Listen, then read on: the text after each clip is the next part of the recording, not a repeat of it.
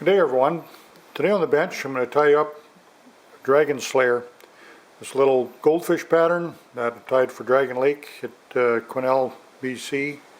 A lot of you have been there, know what I'm talking about. These goldfish have been introduced in there illegally. Either somebody flushed them down the drain or released them on purpose, but they're in there. These big rainbows are definitely chasing these goldfish, and it's part of their diet for sure, and these big thick rainbows. So here's a pattern you'll want to take over there when you go up to that area. It'd be the only lake I know with goldfish in it, maybe you know other ones, but not that I recommend illegal stalking for sure. It's not a good thing.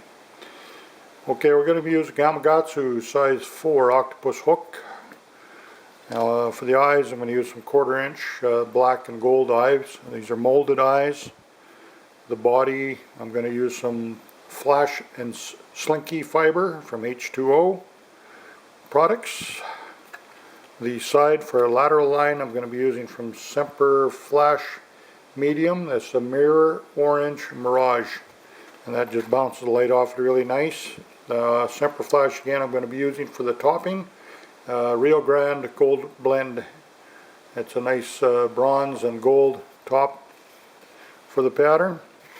I'm going to be using some 6/0 fluorescent orange uni thread, and we'll be using some Solares and also some marine goop to put the eyes on. Is the way I like to do it.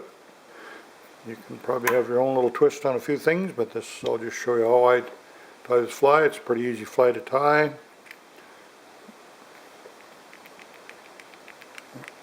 I'm going to dress my shank about half way down. You'll notice it's an offset hook. It's got a little bit of a bend to it, and that's alright because that'll also help that pattern set a little bit off center a little bit, and when you're retrieving it will dart back and forth like an actual minnow.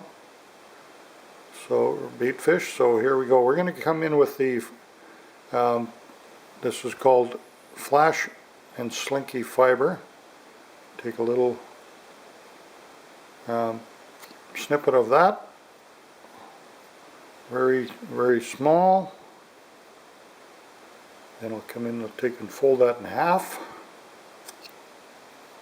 Then I cut it one more time. Since this pattern here is only going to be 3 inches long, I'm going to cut it again in the center.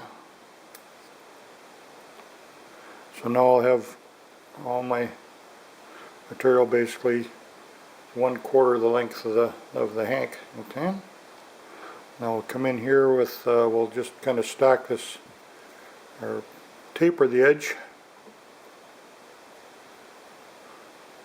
a little bit with our fingers for the more of the tail.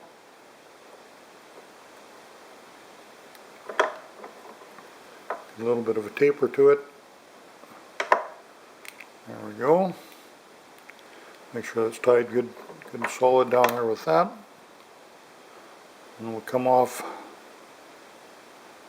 top, and we use very little material. I just keep building the body, taper the edge again. Make sure it doesn't quite come to the rear of the hook, of course. It's going to be just a little bit short of that because now I'm tied just behind the eye, and I'm tying 1/4. I'm laying on top, folding it back about 1/4 on each side. I'm going underneath now. I'm just going to take a little taper on the bottom to cover that thread, and that can just be tied directly on the bottom basically. Make sure you get the fibers tied back. Then I'll bring in this Semperfly mirror flash. Just lay that on the side, on each side. That's really nice reflective material. It's still got that orange coloration, and it's a mirror So it bounces the light off it quite nice, so they can see that from a long ways away in the sun. Looks quite nice. Okay, now body's looking pretty good there. Let's come over the top. Shorten that up.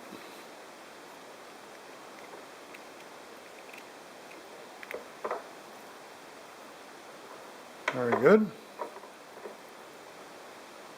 These are chunky little fish, so I don't like to put too much material into them. It's actually a little thicker than maybe it needs to be. You can thin that out, but these goldfish are very, very chunky, so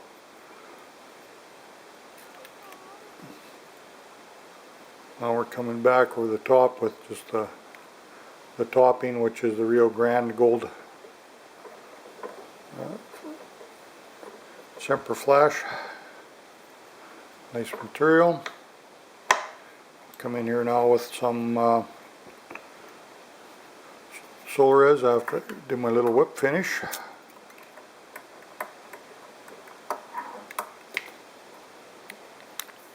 Okay.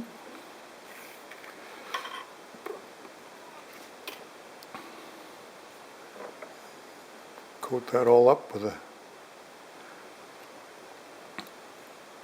Solares. Make it as durable as we can. Just cook that on real quick. Slide's very durable. You can take a lot of fish with this fly. You won't wear it out. Then I'll come in with my bodkin needle, some marine goop, and my dome eyes. I usually do all these eyes after I tie a big batch of flies. I do them all at once. This goop of mine is getting pretty thick. And then I'll just put a little dab right there. Like I said, I got it a little thicker than I like, but it will work.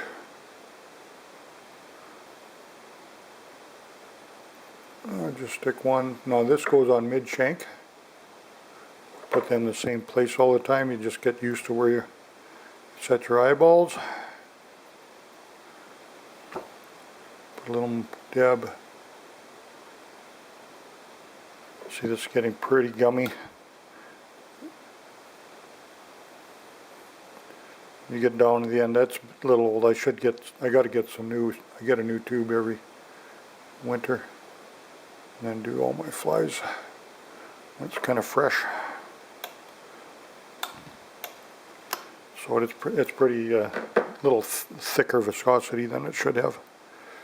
Okay, and then I'll put my other eye right there to make sure they're even, and then you can put that on a foam block and let it dry when you get all your flies done. And a little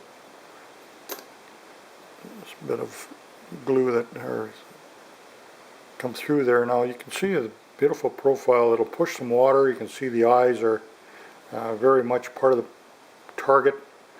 Streamers' eyes are so important, but a nice chunky little goldfish there. So there you are. So heading up to Quesnel. Make sure you wrap some of these up. If not, you can watch for these. I'll try to tie some up this winter and have some available on the Sport Fishing on the Fly online store for you there. And there's also, I'll send some over to the Kamloops Fly Shop for Brian, and pick some up there if you're going through Kamloops. Check out his new store. So, okay, thanks for watching, and have a great day.